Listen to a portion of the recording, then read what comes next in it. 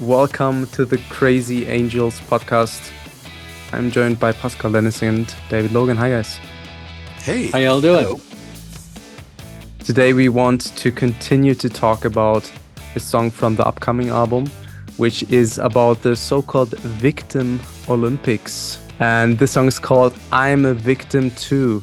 Nowadays, we see the elites trying to co-opt the narrative of many other people.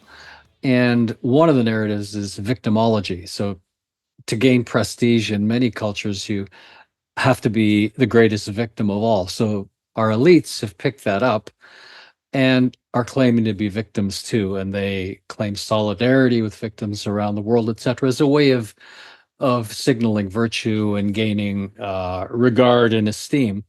So I wanted to write a satirical song about that in the spirit of Elvis Costello and the early Beatles. So I'll talk about it in a moment, but just a little bit more about the background of the song. We're a non-political podcast. We accept all politics that are reasonable and decent and fair. And even politics we disagree with. That's even important. Politics we disagree with. Anyway, so let's get to the music. Let me share my screen here and I'll show you guys. This one was, I mean, you know, the thing about it is that, you know, something that is seemingly simple, sometimes it is, sometimes it's not. And yeah, we definitely are tipping our hats to the great Elvis Costello. And of course, the band that understood him and understood his energy, the Attractions, right? Yep. They're a very important part of the story, right? And so this is very much tipping our hat to the song Pump It Up, if anybody wants to go and reference that song.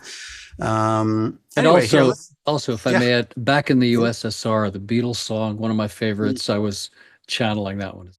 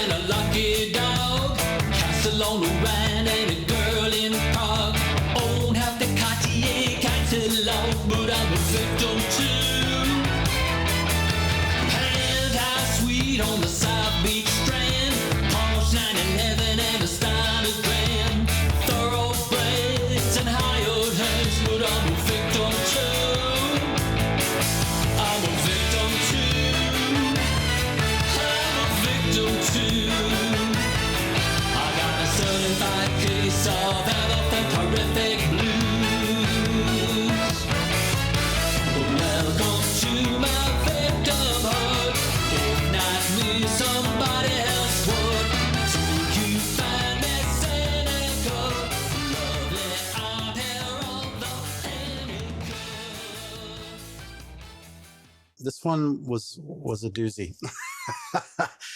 Yeah, so this is featuring Giulio Rosatelli.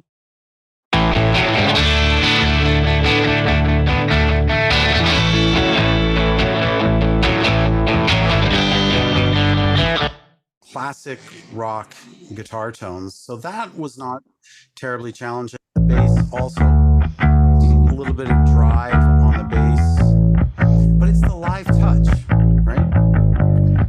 And he's playing with a pick, you know? Yeah. So it's just, and I'm compressing the hell out of it to give it more sort of pop and punch. So there's that. And then of course, you know, I'm a drummer, so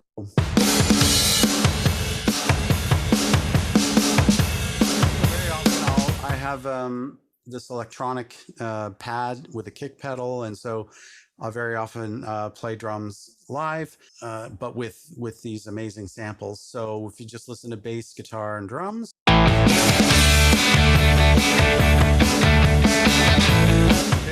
that's the bedrock of this track. And then of course, you know, we have that Elvis Costello and the Attraction style organ, right? Like that was a big part of that band. Mm-hmm.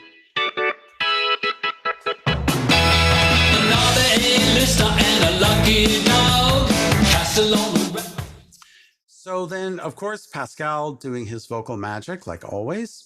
And then, as you can see here, there's a big fat stack of horns.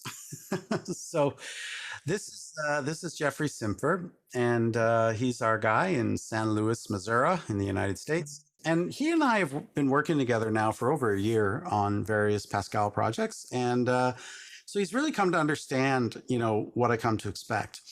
And I wrote these horn parts were originally written with fake slash MIDI, and so this is kind of what they were sounding like before, which is not bad. And this certainly could pass and be fine.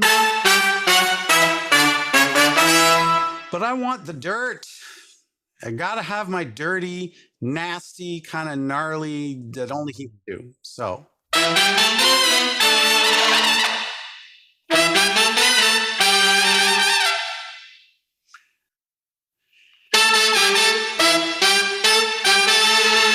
And it's that rip right there. Like you can't do that electronically. You can't do that with AI. You can't that's his St. Louis soul, man. Like St. Louis brass. That's his heart. That's his soul. That's him putting his vibes into it, right? If I could add, just for young writers, young artists, young creators, dissonance equals emotion. It's one of the core laws for me of writing of creating anything. Dissonance equals emotion. So we don't use auto tune. We don't want it to be pretty and right on, 440 hertz, because that's not human. It's where the sound crackles, where it's out of 440 hertz when it's human, that you feel it the way we feel Jeffrey's pieces. I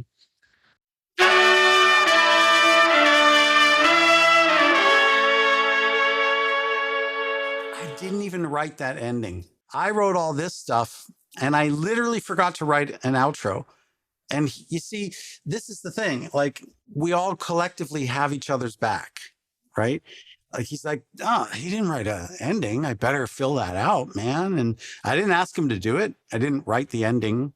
He's just like, he just did it because he's like, I should do it. He didn't ask me, do you want me to put an ending in there?